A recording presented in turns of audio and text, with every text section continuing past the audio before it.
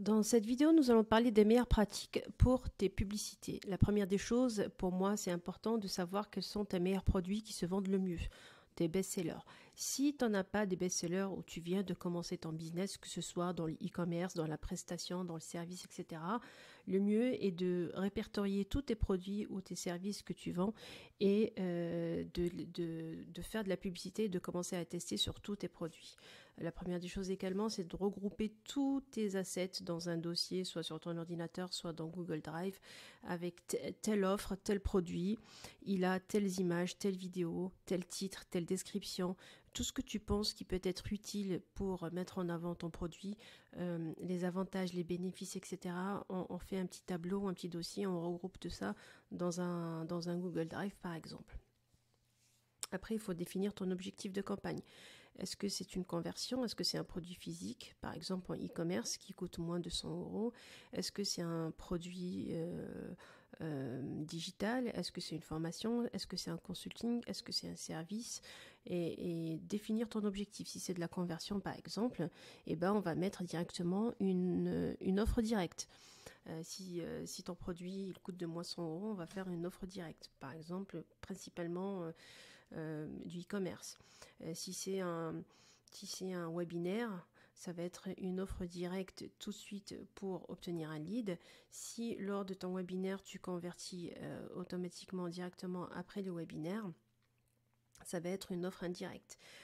L'idée ici, c'est que ton objectif soit assez clair tout de suite avant que tu commences tes publicités. Comme ça, on va savoir est-ce qu'on fait une offre directe, est-ce qu'on fait une offre indirecte et quel message on va diffuser à chaque étape de la diffusion de la publicité. Le lien de ta page produit doit être direct également. Si c'est un produit par exemple e-commerce, moins de 100 euros, on arrive directement sur la page produit et non pas sur la boutique entière.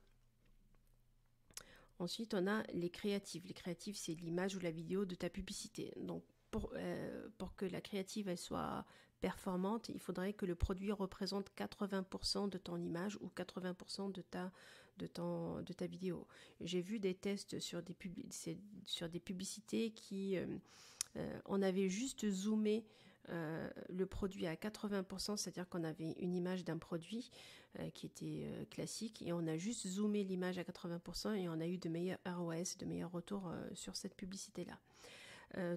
Ta créative, elle doit également montrer les bénéfices du produit, si c'est possible, montrer les bénéfices. Alors tout ce qui est bijoux, etc., c'est pas facile de montrer les bénéfices, mais on peut toujours tourner des phrases à son avantage pour justement mettre une tagline sur la photo ou un mot impactant sur la photo pour montrer et démontrer pourquoi on doit acheter chez toi et pas chez les autres. Évacuer les problèmes et les solutions si jamais il y en a. Que fait ton produit par rapport à la concurrence, si possible. Parler de l'offre, donc sur l'offre généralement sur une publicité, on met si c'est une remise, si c'est une livraison gratuite, il faut que ce soit impactant tout de suite juste sur l'image ou sur la vidéo, que la personne n'aille pas lire parce que généralement ils lisent pas, encore moins avec les vidéos, on lit pas les descriptions, mais qu'on voit tout de suite ton offre sur l'image ou sur la vidéo. Si tu vois que tu peux utiliser des avis clients, il faut le faire. Le titre doit faire apparaître le nom du produit ou de la boutique. Par exemple, sur ta tagline, en dessous de ta publicité, tu peux dire je suis tel machin, telle boutique officielle, etc. Donc ça, c'est tout à fait possible dans la création de la publicité. De toute façon, tout cela, on l'a déjà vu dans les modules précédents par rapport à la publicité. Je fais juste un petit point par rapport aux choses indispensables à ne pas oublier à mettre dans ta publicité. Et puis, ce qui est super important, et souvent j'ai vu beaucoup de personnes ne pas le faire, c'est d'adapter le format du placement, le format de la publicité au placement. Si c'est une image Instagram, elle n'a pas le même format que le fil d'actualité Facebook. Si c'est une vidéo Reels, elle n'a pas le même format qu'une vidéo classique Facebook. Si c'est une image de colonne de droite, elle n'est pas très très grande. Donc il faut vraiment faire attention au placement et adapter les images par rapport au placement. Ça, on peut le faire directement dans la partie publicité du Business Manager. Par rapport à ta description, il faut être aussi factuel et honnête. Et dans la tagline, il ne faut pas mentir, il ne faut pas exagérer, il ne faut pas dire on est les meilleurs, on a le meilleur service client, noté 5 sur 5 étoiles, alors que si les gens vont sur Trustpilot, ils vont voir que c'est du dropshipping et c'est très très mal noté. Il faut pas mentir aux gens parce que d'une part, ben, tu déçois tes clients. Donc le but ici est de créer une vraie relation de confiance avec le client et d'aller plus loin dans ton business. C'est pas juste un one shot.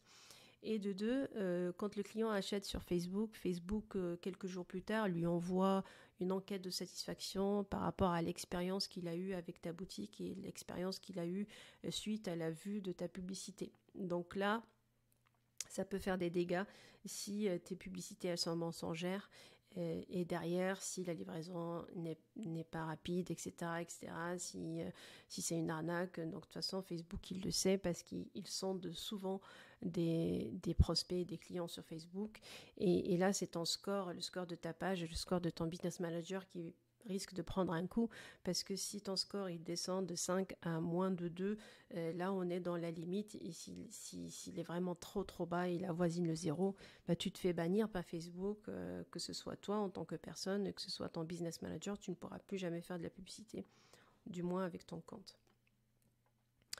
Donc voilà pour ça. La head copy, donc c'est le copywriting dans la publicité doit être direct, informatif, il faut reformuler l'offre. Donc c'est quand même très important que la personne elle sache directement de quoi il s'agit, à qui elle a affaire et que fait ce produit. Tout ça en fait c'est pour limiter que les gens cliquent euh, sans faire exprès sur ta publicité. Si tu n'es pas assez clair dans ce que tu formules, les gens vont cliquer pour aller voir et du coup, ça va te faire gaspiller de l'argent parce que la personne, elle a cru comprendre ça et finalement c'est ça. Donc, plus on est clair, plus on est informatif dans la publicité, plus la personne, elle sait de quoi il s'agit et son intention elle est bonne et quand elle arrive sur ta page produit, ben, c'est exactement pourquoi elle est venue ici parce qu'elle a cliqué sur exactement ce qu'on lui promettait dans la publicité. Donc là, en étant clair, on évite le junk traffic et les personnes qui pensaient que c'était ça et finalement c'est pas ça et puis elles repartent et elles n'achètent pas. Donc pour tester les publicités, il faut toujours tester.